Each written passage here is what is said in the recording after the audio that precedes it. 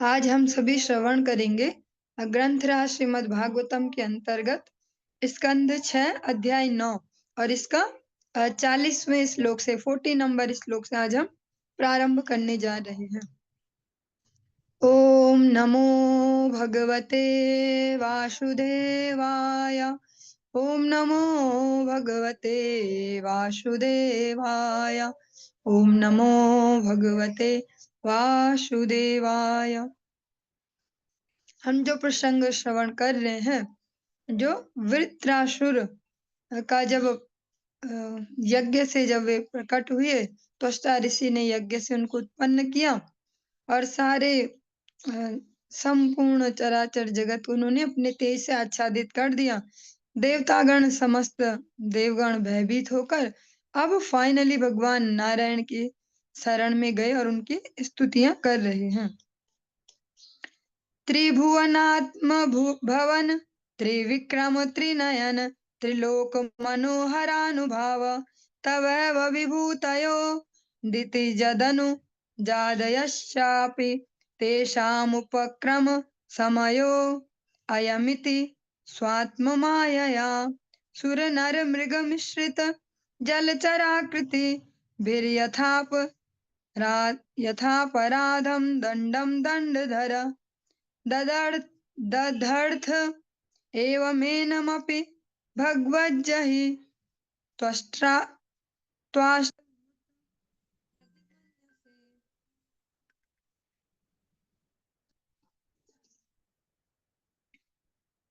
हे भगवान, हे साक्षात त्रिलोकी, हे तीनों लोकों के जनक, हे वामन अवतार के रूप में तीनों लोकों के पराक्रम, हे श्री नृसिंह देव के त्रिनेत्र रूप, हे तीनों लोकों में परम सुंदर पुरुष।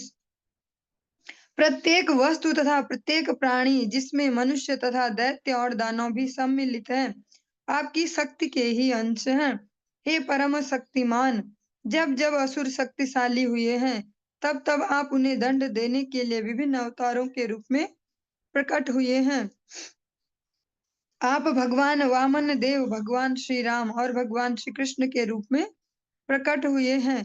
कभी आप पशु के रूप में प्रकट होते हैं यथा भगवान वराह, तो कभी मिश्रित अवतार के रूप में यथा भगवान नृसिंह देव तथा भगवान हयग्रीव, और कभी जलचर रूप में यथा भगवान मत्स्य और भगवान कूर्म।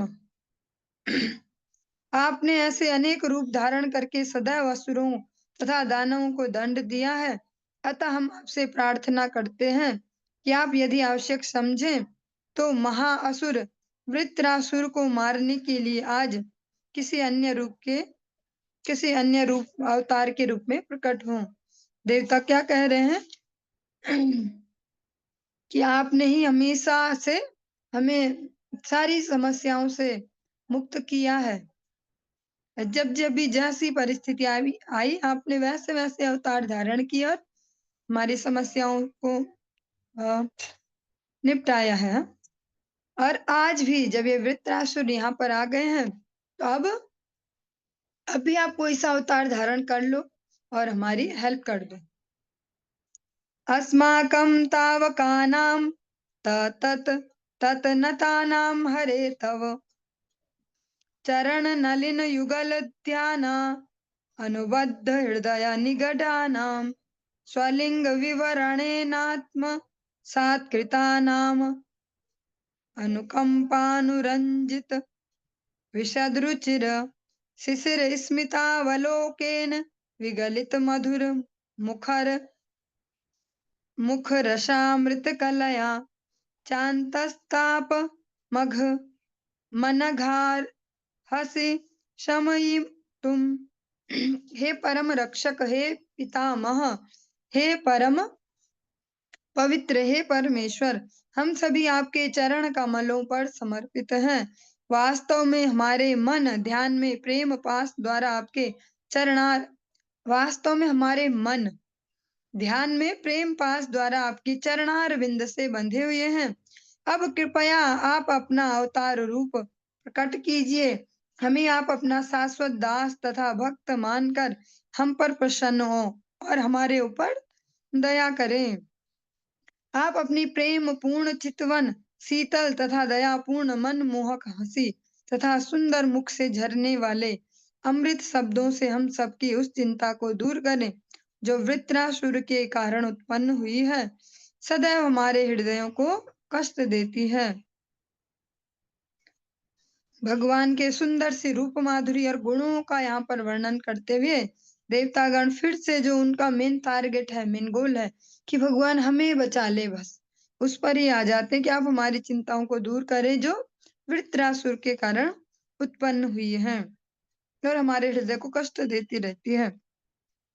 अथ भगवस्तवास्माभिरखिल जगदुत्पत्ति स्थितिलय निमित्ताय मान दिव्या माया विनोदस्य सकल जीवनिकाया नामंतर हृदयेषु बहिरपि च ब्रह्म प्रत्यगात्म स्वरूपेण प्रधान रूपेण च यथा देश काल देहावस्थान विशेषम तदुपादानोपलम्भ कतयानुभवतः सर्वप्रत्यय साक्षिण आकाश शरीरस्य साक्षात् परब्रह्मणः परमात्मनः कियानिह वार्थ विशेषो विज्ञापनीयः स्याद् विस्फुलिंगादिभिरिव हिरण्यरेतसः।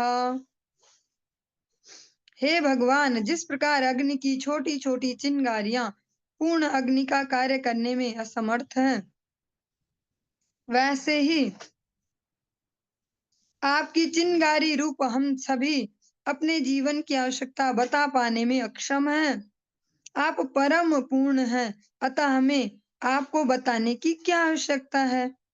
आप सब कुछ जानने वाले हैं, क्योंकि आप संपूर्ण दृश्य जगत के आदि कारण, इसके पालक तथा संहर्ता हैं। आप अपनी दिव्य तथा भौतिक शक्तियों से लीलाएं करते रहते हैं, क्योंकि आप ही इन समस्त शक्तियों के नियामक हैं। आप इन विभिन्न शक्तियों के नियामक हैं। आप सभी जीवों के अंदर दृश्य सृष्टि में और उससे परे भी रहते हैं। आप अंतःकरणों में पर ब्रह्म के रूप में और बाह्यतः भौतिक सृष्टि के अवयवों के रूप में स्थित हैं। अतः यद्यपि आप विभिन्न अवस्थाओं, विभिन्न कालों तथा स्थानों और विभिन्न देहों में प्रकट होते रहते हैं, तो भी हे भगवान, आप ही समस्त कारणों के आदि कारण हैं। वास्तव में आप ही मूल तत्व हैं।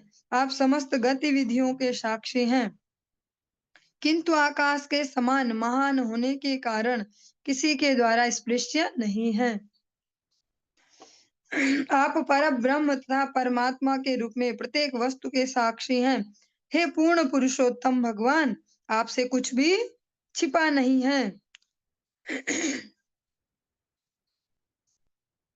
बहुत ही सुंदर यहाँ पर एग्जाम्पल लिया है देवताओं ने, और आप अनेक बार इसको श्रवण भी करते हैं।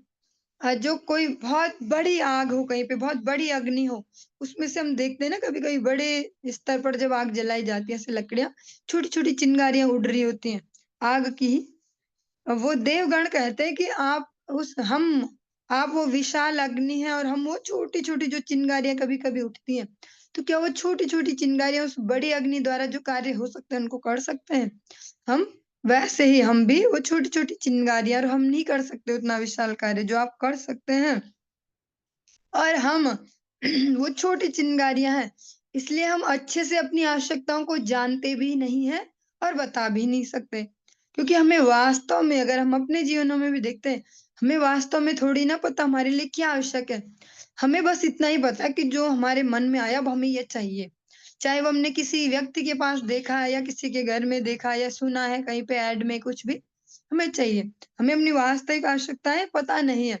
देवता गण कहते हैं कि हमारे बस का नहीं है अपनी वास्तविक आवश्यकताएं बता पाना और जान पाना, और बताने की जरूरत भी क्या है, क्योंकि आप तो सर्वज्ञ हैं, आप तो सब जानते हैं, प्रत्येक जीव के हृदय में रहने वाले हैं। आप ही आदि कारण है, इस जगत के पालक भी आप ही हैं और संहार भी करने वाले आप ही हैं। आप अपनी दिव्य और भौतिक शक्तियों से लीलाएं करते रहते हैं। आप समस्त शक्तियों के नियामक हैं। सारी शक्तियों का जो रिमोट है वो आपके हाथ में है, आप ही उसके संचालन करता है। आप विभिन्न अवस्थाओं में, विभिन्न कालों में, विभिन्न देहों में, अलग-अलग स्थानों में प्रकट होते रहते हैं। फिर भी आप समस्त कारणों के आदि कारण हैं। वास्तव में मूल तत्व आप ही हैं। ब्रह्मा जी भी स्पष्टतया कहते हैं ब्रह्म संहिता के प्रथम श्लोक में। आप सभी को लगभग याद ही होगा सुन-सुन के बार-बार। ईश्वरा परम कृष्ण सच्चिदानंद विग्रह अनादिरादि गोविंद सर्व कारण कारणम। भगवान ही समस्त कारणों के कारण हैं। अगर हम सरल भाषा में समझें तो जो कुछ भी है, दिख रहा है, नहीं दिख रहा है, समझ पाते हैं हम, नहीं समझ पाते, जो कुछ भी है, उसका मेन जो ओरिजिन है, जो मेन केंद्र है, जहाँ से उद्भूत हो रहा है, जहाँ से जन्म ले रहा है, वो भगवान है। और ये बहुत सुंदर सी बात भी है। हमारे जो डेली लाइफ जी रहे हैं, इसमें भी ये बहुत ही हेल्पफुल है ये विचार, अगर हम इसको दृढ़ कर पाएँ अपने मन मस्तिष्क में। जो हम बहुत जल्दी अधीर हो जाते हैं, धैर्यहीन हो जाते हैं, या कोई बहुत बड़ी-सी समस्या आ जाए, अधीरता आने लगे मन में, उस समय भी अगर हम ये स्मरण रख पाएँ कि सब कुछ तो फाइनली आपके ही हाथ में है भगवान। मेरे बस का जितना है मैं उतना प्रयास कर देता हूँ, कर देती हूँ। फाइनली आपके ही हाथ में सब है और सब कुछ आपके ही आप ही सबका कारण हैं। अगर इस प्रकार से प्रैक्टिस कर पाएँगे तो सामान्य जीवन को भी थोड़ा धैर्य से जी पाएँगे, ज़्यादा हबड़-तबड़ की बजाय। आप समस्त गतिविधियों के साक्षी हैं। किंतु आकाश के समान महान होने के कारण आप किसी के द्वारा स्पर्श नहीं, आपको कोई टच नहीं कर सकता है। आप परब्रह्म और परमात्मा के रूप में प्रत्येक वस्तु के साक्षी हैं और आप परब्रह्म और परमात्मा, परब्रह्म मीन्स भगवान की वो फॉर्म जिसमें वो सब जगह व्याप्त है, हरि व्यापक सर्वत्र समाना। भगवान सब जगह व्याप्त है। अगर हम कहीं कोई कूड़ा भी देख रहे हैं तो उसमें भी है, कोई पत्ता भी है उसमें भी है, ऐसे वो परब्रह्म फॉर्म होगी भगवान की। और परमात्मा फॉर्म, परमात्मा स्वरूप जो हर एक जो जीवित है, लिविंग एंटिटी जो भी जीवित है, छोटा से छोटा कीड़ा-मकोड़ा, कोई छोटा-सा वायरस जो आँखों से भी नहीं दिख रहा, उसके अंदर भी जो भी जीवित है, सबके अंदर भगवान बैठे हैं। तो भगवान के उस रूप को कहते हैं परमात्मा। भगवान की ये स्पेशल नाम है, इसको कहते हैं परमात्मा, जो सबके अंदर विराजित हैं। अपन एक बार इसको श्रवण भी करते हैं और श्री गोपी गीतम में गोपी गीतम के चतुर्थ श्लोक में बहुत स्पष्टतया ब्रज गोपियां राधा रानी सहित इसको कहती हैं। न खालु गोपिका नंदनो भवान अखिल देहि नाम अंतरात्मा दृक्। आप केवल नंद बाबा यशोदा मैया के बेटे ही नहीं हो, केवल यही आपका परिचय नहीं है। आप जो भी देहधारी हैं, जो भी जीवित हैं, लिविंग हैं जो, हाँ, जो भी जी रहे हैं, सजीव हैं, उन सबके हृदय में अंतरात्मा दृक्, उनकी अंतरात्मा में वहाँ विराजित है परमात्मा स्वरूप से। यही देवतागण भी रिपीट कर रहे हैं। और हे पूर्ण पुरुषोत्तम भगवान, आपसे कुछ भी छिपा नहीं है, कुछ भी ऐसा नहीं है जो आपको पता नहीं है। भले ही हमें लगता है कई बार कि शायद भगवान को ये पता नहीं है, या नॉर्मली हमारी हैबिट वैसी होती है, बचपन से वैसी कंडीशनिंग होती है। बचपन से यही सिखाया जाता है भगवान जी के पास जहाँ भी जाओ, भगवान जी मुझे बुद्धि देना, भगवान जी विद्या देना, भाई-बहन देना, ऐसा देना, वैसा देना। हाँ, ऐसे ही। तो यही लगता है कि भगवान जी शायद सब जानते नहीं हैं, उन्हें बताना पड़ेगा।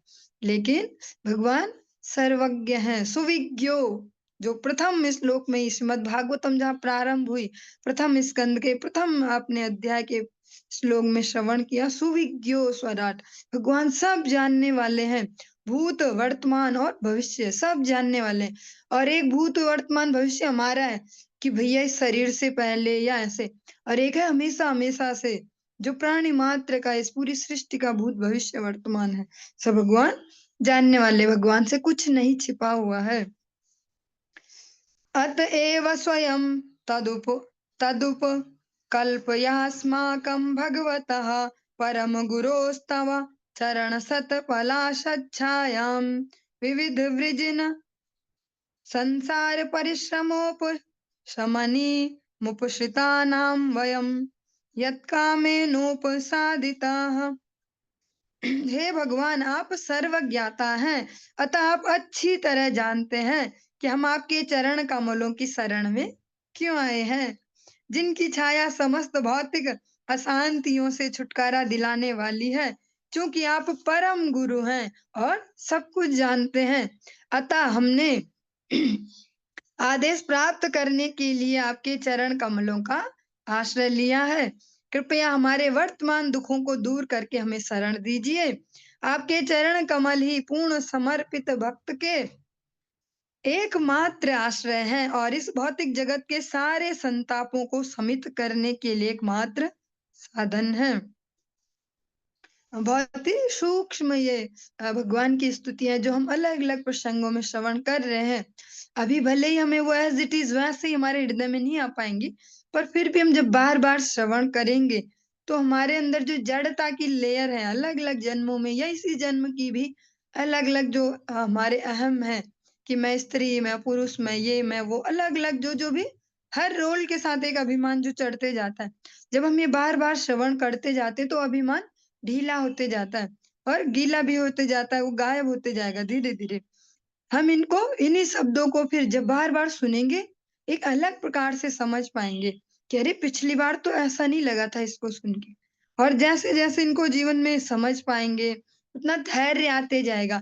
जीवन में स्थिरता आ पाएगी, चित्त की स्थिरता, मानसिक स्थिरता और आत्म निरीक्षण और जो कह सकते हैं अ, आत्म कह पाएँगे आत्म सुधार की भावना। ये आत्म सुधार की भावना जितनी दृढ़ होती जाएगी, जितना हम ढूँढते रहेंगे कि क्या-क्या गड़बड़ है अभी और क्या गड़बड़ है मेरे बिहेवियर में, मेरे सोचने में, मेरे करने में, भौतिक जीवन में भी और आध्यात्मिक दोनों में। फिर ये जो स्थिति आते जाएगी इससे एक शांति का अनुभव होने लगेगा। धीरे-धीरे दिमाग की जो हौच-पौच है वो कम होते जाएगी। स्थिर चित्त वाले हो पाएँगे, तभी हरिनाम भी ठीक से हो पाएगा और स्थिर चित्त से जब हरिनाम कर पाएँगे, तभी उसका वास्तविक रिज़ल्ट की ओर आगे बढ़ पाएँगे। अभी जो हम रिज़ल्ट ले पा रहे हैं भगवान के नाम से, वो बहुत मिनिमम ले पा रहे हैं। ऐसे माइनस में बोले तो वो ले पा रहे हैं थोड़ा-थोड़ा।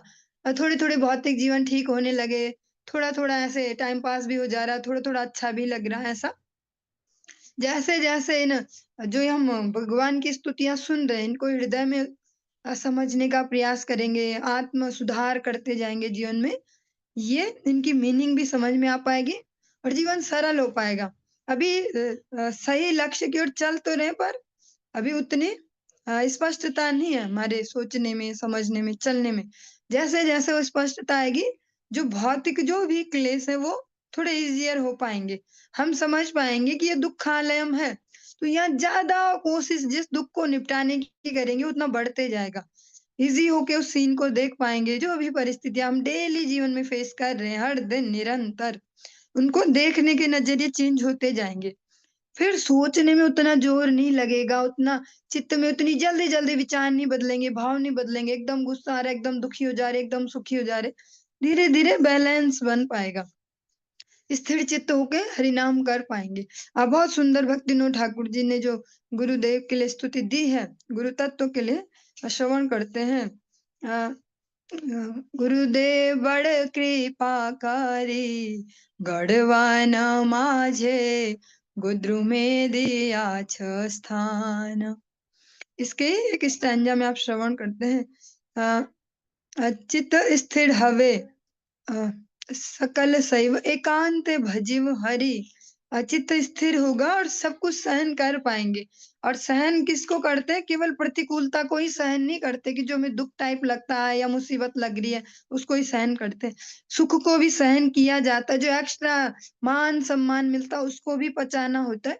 सकल सहिब चित्त स्थिर हवे एकांत भजिव हरि ये भगवान को एकांत भाव से भज पाएँगे, भगवान को एकनिष्ठ भाव से भज पाएँगे। भजने की जो प्रोसेस है वो धीरे-धीरे छनते जाएगी। जैसा हम करते हैं ना घरों में डेली यूज़ में भी कोई चीज़ छाननी हो तो 2 बार छान लो, 4 बार छान लो और बारीक छन्नी से छान लो, कपड़े से ही छान लो, ऐसा जो-जो भी और शुद्धता मिलते जाती है। ऐसे ही जब हम इन जो भी भगवान की स्तुतियाँ हैं, अनेक-अनेक भक्तों द्वारा की जा रही इनको श्रवण करते जाएँगे तो हमारा जो अभद्र है जीवन का, जो हम श्रीमद् भागवतम के महात्म्य में श्रवण करते हैं, नष्ट प्राय अभद्रेषु नित्य भागवत सेवया। इसको प्रैक्टिकली जीवन में देख भी पा रहे हैं और देखते जाएँगे। ये कितने क्लियरली होते जा रहा है इस बहुत ही सुदृढ़ता से। जो अनवांटेड, जो अननेसेसरी, जो हमारे लिए आवश्यक नहीं है, अनावश्यक, ऐसी वस्तुएँ, व्यक्ति, ऐसी परिस्थितियाँ, ऐसे विचार धीरे-धीरे कम होते जाएँगे। जितनी दृढ़ता से हमें ना भगवान की जो ये रूप माधुरी है, भगवान की गुण माधुरी, इनको श्रवण करते जाएँगे। और जो भी ये बड़ी-बड़ी पर्सनैलिटीज़ भगवान के लिए कह रहे हैं, जब हम इस जगत में भी देखते हैं ना कि इसी विचार को लेके सारी जो अ एड इंडस्ट्री है, जो एडवर्टाइज़ दे रहे हैं, विज्ञापन दे रहे हैं, वो सब चल रहे हैं कि कोई सो कॉल्ड बड़ी पर्सनैलिटी को ये बोतल पिलाओ, तो वो बोलेगी ये बहुत बढ़िया है, तो सब पिएँगे। कोई बड़ी पर्सनैलिटी को लाओ कि ये चिप्स खाओ, तो वो सब खाएँगे। कोई खाए तम्बाकू, तो सब खाएँगे। ऐसे ये तो नेगेटिव पक्ष हो गया, पर हम इसको अगर पॉज़िटिव में यहाँ समझ पाएँगे कि अच्छा ब्रह्मा जी भी ऐसा बोलते हैं कि मुझे कुछ नहीं पता आपके बारे में, मैं नहीं जानता आपके बारे में ज़्यादा कुछ, या ब्रह्मा जी तो समझ पाएँगे कि अरे हमें तो अभिमान करने की आवश्यकता नहीं फालतू में, हमें जो क्या पता होगा फिर। जब सुन पाएँगे कि देवराज इंद्र ऐसा बोल रहे हैं कि जब भी हम पे झमेले आते हैं, समस्या आती है, आप ही निपटाते हो, तो समझ पाएँगे कि हाँ, हमारे ऊपर भी जब भी है तो भगवान को शरणागत हो। अपना प्रयास पूर्ण करेंगे। भगवान पर समर्पण होना ये नहीं कि हम प्रयास छोड़ के समर्पण करते हैं। जो सही प्रयास है हम उनको करते जाएँ और अति पागल भी ना हो जाएँ उसके लिए मानसिक अशांति लेके एक लिमिट आने पर भगवान को सरेंडर कि हे भगवान जितना मेरे बस का था हो गया। अब आपकी जैसी इच्छा, जो आपकी इच्छा होगी वही मेरे लिए उत्तम होगा। ऐसे में धीरे-धीरे जीवन ईज़ी होता जाएगा। समस्त देवगण कहते हैं आप सर्वज्ञाता हैं, आप सब कुछ जानने वाले ही हैं। और आप ये भी जानते हो कि हम क्यों आए हैं अभी आपकी शरण में। वो यहाँ पे ढोंग नहीं कर रहे, दिखावा नहीं कर रहे हैं भगवान के सामने कि हम तो आपसे मिलने आए थे, बस हाल-चाल पुण्य आप ठीक हो कि नहीं आपकी स्तुति करने हाँ। स्पष्ट कहते हैं कि आप जानते हो कि हम क्यों आए हैं आपके पास। जिनकी छाया समस्त अशांतियों से छुटकारा दिलाने वाली है। जो आपके चरण है ना जो आपके शीतल चरण है, अरुण चरण है, लाल-लाल जो चरण है, इनकी जो छाया में आ जाते हैं, सारी भौतिक अशांतियाँ से छुटकारा मिल जाता है। इसीलिए हम आपकी इन चरणों की शरण में आए हैं। आप परम गुरु हैं, कृष्णम वंदे जगत गुरुम, सब कुछ जानते हैं। इसलिए हम आपके पास आए हैं कि अब आप क्या आदेश देंगे कि क्या करना चाहिए? क्योंकि अपना दिमाग चला के तो उन्होंने देख ही लिया कि जहाँ वो सही करने गए, सोचा कि ऐसे में दिमाग चलाएँगे, चालाक दिमाग, ब्रह्मा जी से पूछ के आ जाते हैं और फटाफट से हो जाएगा। तो वहाँ ठीक उल्टा हो गया। ये हम हमें भी समझने के लिए बहुत आवश्यक है। अपने बुद्धि से जब वहाँ करने गए और ब्रह्मा जी ने भी बोला था साथ में, प्रिकॉशन भी दी थी सावधानी, कि थोड़ा दैत्यों के लिए भी झुकाव है अगर पचा पाओ ये। दोनों ने गुरु रूप में ब्रह्मा जी हैं, उन्होंने भी एक सही गाइडेंस दी थी और अब देवता उसका रिजल्ट देख चुके हैं, फल देख चुके हैं। तो अब कहते हैं हम आपसे आदेश लेने आए हैं कि आप क्या कहते हैं? आप जो भी हमारे करंट अभी वर्तमान जो दुःख है इनको हरण कर लीजिए, दूर कर दीजिए और हमें शरण दीजिए। आपके जो चरण कमल हैं, वो पूर्ण समर्पित भक्त के एकमात्र आश्रय हैं। जो पूर्ण समर्पित भक्त है उसको नहीं सुनाना पड़ता ये कि अनन्यास चिंतयन्तो माम या मामेकं शरणं व्रज या मामेव ये प्रपद्यन्ते उनको नहीं सुनाना पड़ता, वो तो हैं ही। वो तो भगवान में पूर्णतः समर्पित हैं। इसीलिए ये समस्त देवतागण कहते हैं जो पूर्ण शुद्ध भक्त हैं, समर्पित भक्त हैं, उनका एकमात्र आश्रय आपके चरण है और वो कहीं डिपेंड नहीं है। भले दिखते हैं इस जगत में ऐसे-वैसे लेकिन उनको भी पता है कि फाइनली भगवान की इच्छा से सब होने वाला है। और इस भौतिक जगत के सारे संतापों को शमित करने के लिए एकमात्र साधन है। जो आपके चरण कमल हैं उनका आश्रय लेना, दृढ़ता से भगवान के चरणों को पकड़ना, यही सारे संताप जो भी अलग-अलग प्रकार के संताप हैं, अलग-अलग स्वाद में जो संताप आ रहे हैं, कुछ हमें इनसे मिलते हैं, कब उनसे मिलते हैं, कुछ मौसम से मिल रहे, कुछ प्रकृति से मिल रहे, कुछ मनुष्यों से मिल रहे, कुछ भावनाओं से मिल रहे, अलग-अलग जो संताप हैं, उनसे बचने का, उनको शांत करने का एकमात्र उपाय है आपके जो शीतल चरण है उनका आश्रय लेना। और बहुत सुंदर आप नित्यानंद प्रभु की स्तुति में भी श्रवण करते हैं ना, निताई पद कमल वाले में, दृढ़ कारी धरी नितायर पाया, ऐसे हमें दृढ़ता से भगवत चरणों का आश्रय लेना है और जितना इस भावना को दृढ़ करते जाएँगे, भौतिक जगत की जो समस्याएँ हैं ना, अलग-अलग प्रकार के जो झमेले होते हैं, वो फिर ईज़ी होते जाएँगे। वो उतना नहीं डरा पाएँगे हमें जितना अभी डराते हैं या उतना परेशान नहीं कर पाएँगे जितना अभी करते हैं। क्योंकि जो भौतिक क्लेश है उनको भी आना ही है, वो वो भी आवश्यक है। समय परिस्थिति के हिसाब से हमारे जो प्रारब्ध हैं, उसके हिसाब से वो आएँगे, उन्हें रोका नहीं जा सकता। जैसे सर्दी, गर्मी ये जो भी मौसम है, ये आने ही हैं, ऐसा प्रकृति का नियम है। पर हम सभी अगर ध्यान से देखें, तो सर्दियों में भगवान ऐसे फल देते हैं कि जो सर्दियों के लिए यूज़फुल होते हैं। खट्टे पदार्थ वैसे, जो हमारे लिए आवश्यक है वैसे। और गर्मियों में भगवान वैसे फल देते हैं जो उसके हिसाब से मतलब जो नेचुरल है, जो होना ही होना है, उसको तो रोकेंगे नहीं, वो नियम नहीं बदलेंगे। वो विशेष परिस्थितियों में विशेष भक्तों के लिए कभी-कभी बदला जाता है। लेकिन साथ में भगवान अपना साथ भी देते हैं, अपना सहयोग भी करते हैं। ऐसे ही हमारे जीवन में जो भी हमारे प्रारब्धवश जो प्रारब्ध हमें नहीं पता कितना है, भले हम कितनी दीनता दिखा लें ऐसे बोल दें हम पापी हैं, पर अंदर से पापी कोई नहीं मानता खुद को। पर कुछ न कुछ तो हमारे जमा ही है अनर्थ प्रारब्ध। तो वो भगवान के चरणों का दृढ़ता से आश्रय लेने से, भगवत जनों के चरणों का दृढ़ता से आश्रय लेने से, फिर वो कम होके निपट जाता है। वो खत्म तो नहीं होता, पर वो कम में निपट जाता है। गुरुदेव एक बहुत सुंदर सा उदाहरण देते हैं और प्रैक्टिकल सा उदाहरण। आप सभी भी अपने जीवन में अलग-अलग समय पर इसको अनुभव करते होंगे और करेंगे भी। कोई बहुत बड़ी समस्या गुरुदेव कहते हैं कि तलवार चुभने वाली हो हमें, हमारे भाग्य में लिखा है कि तलवार चुभनी है, पर छोटा-सा काँटा ही चुभा और निपट गया। वहाँ जो हिसाब-किताब वाली बुक है ना, उसमें लिख दिया गया कि हाँ, चुभ गया है इनको नुकीला कुछ और वो कम में भी हो गया। तो कहाँ हमें तीर चुभता, उससे क्या-क्या हो सकता था। कहाँ एक छोटा-सा काँटा चुभा निपट गया। तो इसलिए भी बहुत आवश्यक है दृढ़ता से भगवत जनों और भगवान के चरणों का आश्रय करना। आज से श्रील गुरुदेव की यहाँ पर श्रीमद् भागवतम कथा जो परम गुरुदेव का स्थापित यहाँ पर मठ मंदिर है, डीएल रोड पर, श्री चैतन्य गौड़ी मठ वहाँ पर गुरुदेव की कथा प्रारंभ हो जाएगी। और कल से जो कल चला गया उससे रेखा वर्मा माताजी के घर पर श्रीमद् भागवतम मूल पाठ और कथा पारायण वो वैष्णव दास प्रभु जी और अन्य वैष्णव वहाँ पर भी हैं।